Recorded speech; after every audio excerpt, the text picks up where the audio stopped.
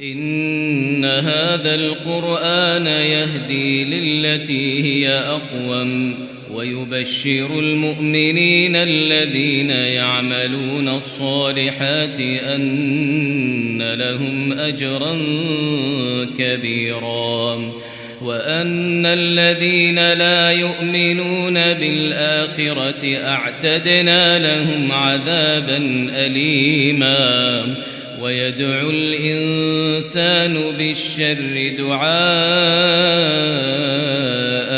بالخير وكان الإنسان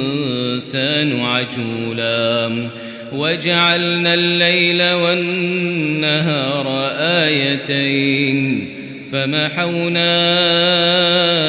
آية الليل وجعلنا آية النهار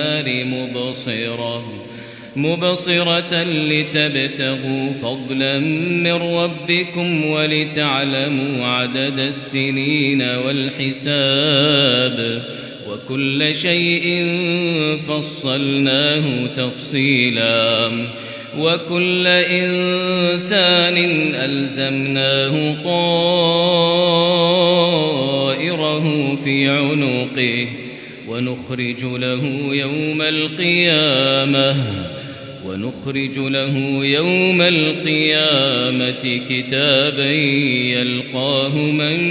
منشورا اقرأ كتابك كفى بنفسك اليوم عليك حسيبا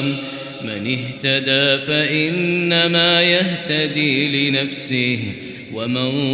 ضل فإنما يضل عليها ولا تزر وازرة وزر أخرى وما كنا معذبين حتى نبعث رسولا وإذا أردنا أن نهلك قرية أمرنا متر فيها ففسقوا فيها فحق عليها القول فدمرناها تدميرا وكم أهلكنا من القرون من بعد نوح وكفى بربك بذنوب عباده خبيرا بصيرا من كان يريد العاجلة عجلنا له فيها ما نشاء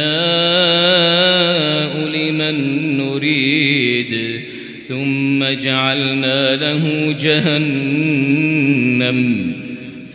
جعلنا له جهنم يصلاها مذموما مدحورا ومن أراد الآخرة وسعى لها سعيها وهو مؤمن فأولئك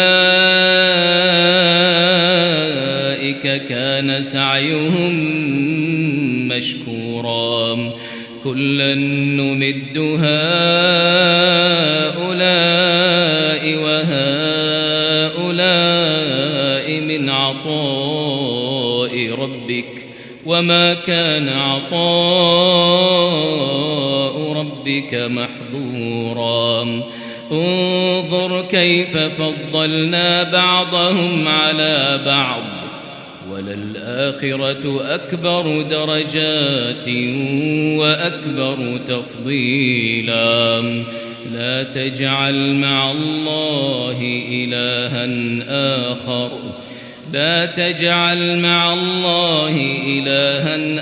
آخر فتقعد مذموما مخذولا